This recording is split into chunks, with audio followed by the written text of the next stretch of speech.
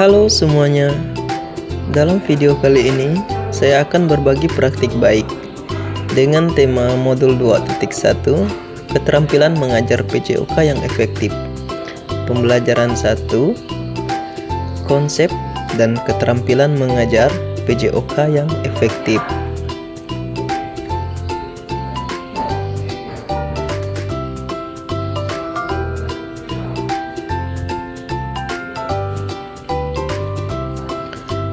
Saya mengikuti program pengembangan kompetensi guru atau PKG, pendidikan jasmani, olahraga, dan kesehatan atau PJOK. Biasa disebut program PKG PJOK.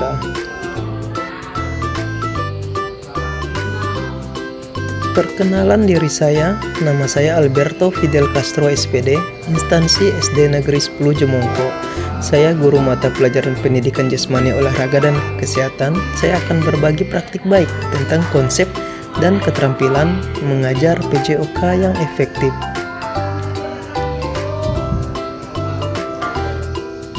Dalam video kali ini pendahuluannya yang pertama latar belakang, yang kedua konsep dan keterampilan mengajar PJOK yang efektif, dan yang ketiga refleksi. Latar belakangnya ialah program pengembangan kompetensi guru pendidikan jasmani, olahraga, dan kesehatan atau PKG PJOK adalah program pengembangan kompetensi berkelanjutan bagi guru pengampu mata pelajaran PJOK melalui pelatihan, pendampingan, dan kegiatan kolektif guru. Perjalanan ini dimulai dari tahap seleksi dan mengikuti rangkaian PKG PJOK selama 3 bulan. 1 minggu di dalamnya ada tatap muka dengan pola blended learning yang terdiri dari kelas luring dan daring. Kita masuk ke materinya, modul 2.1, keterampilan mengajar PJOK yang efektif. Pembelajaran 1, konsep dan keterampilan mengajar PJOK yang efektif.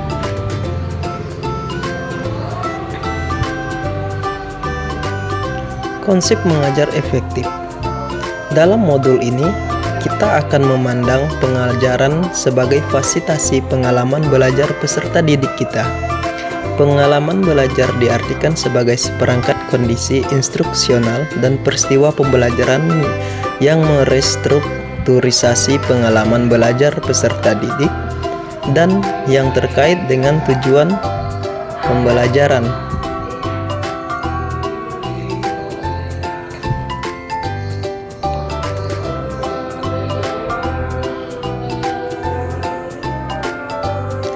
Secara umum, pengajaran yang efektif adalah praktik bapak atau ibu dalam memfasilitasi pengalaman belajar bermakna bagi peserta didik dan yang menghasilkan capaian yang diinginkan. Pengajaran efektif membutuhkan berbagai strategi dan teknik serta pendekatan untuk melibatkan peserta didik mengembangkan pemahaman dan keterampilan dan mendukung keseluruhan tumbuh kembang mereka.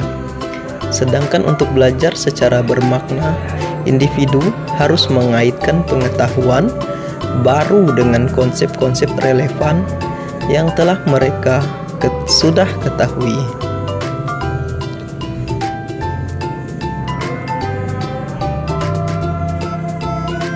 Beberapa aspek yang menentukan pengajaran efektif.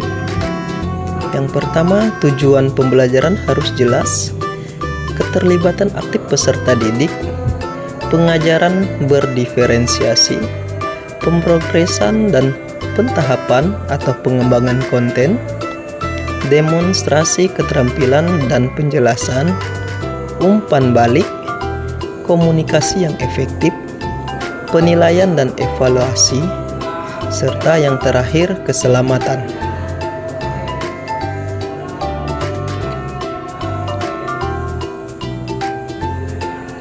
Fungsi pengalaman belajar.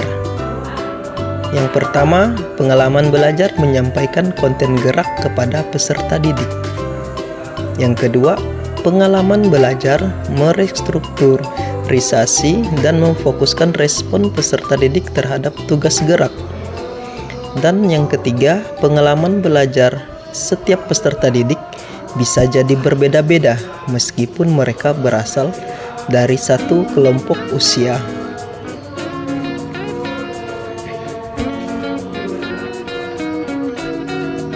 Kriteria pengalaman belajar. Yang pertama, pengalaman belajar harus memiliki potensi dalam meningkatkan keterampilan, penampilan, atau aktivitas motorik peserta didik. Yang kedua, pengalaman belajar peserta didik harus memaksimalkan aktivitas atau waktu mempraktikkan gerak untuk semua peserta didik sesuai dengan tingkat kemampuannya. Yang ketiga, pengalaman belajar harus sesuai dengan level pengalaman semua peserta didik. Dan yang keempat, pengalaman belajar harus memiliki potensi untuk mengintegrasikan tujuan pendidikan dalam ranah psikomotor, afektif, dan kognitif.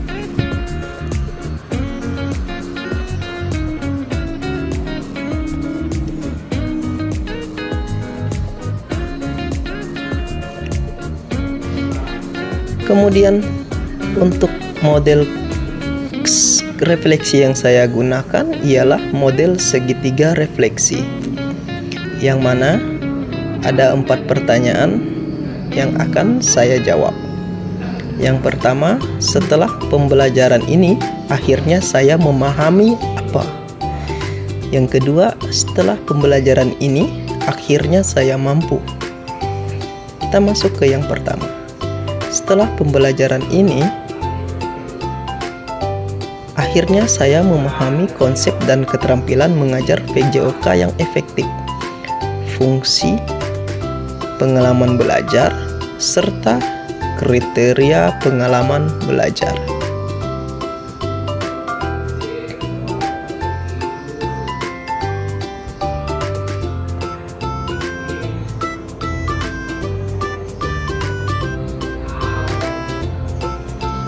Untuk yang kedua, setelah pembelajaran ini, akhirnya saya mampu untuk merencanakan pembelajaran yang efektif sesuai dengan aspek yang menentukan agar pembelajaran bisa lebih efektif.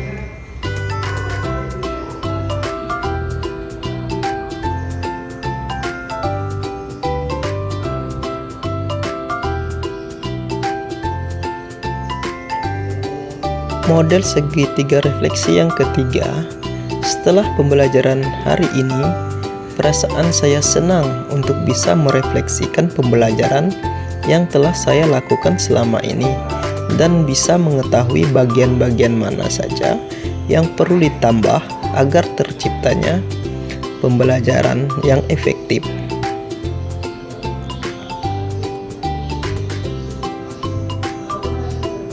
Dan refleksi segitiga yang keempat, setelah pembelajaran ini, target saya berikutnya bisa menciptakan lingkungan belajar yang bahagia dan menyenangkan bagi peserta didik, dan bisa menciptakan pembelajaran yang efektif.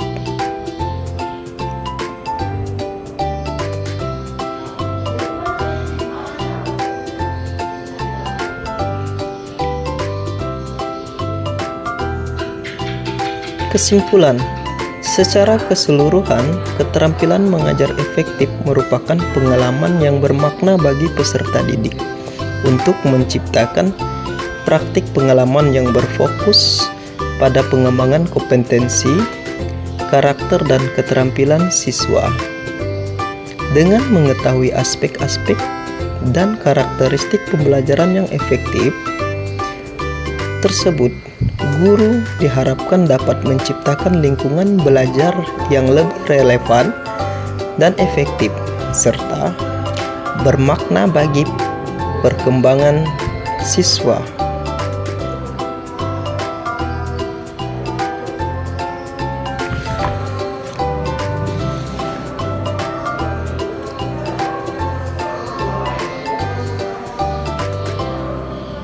Sekian video praktik baik yang saya buat.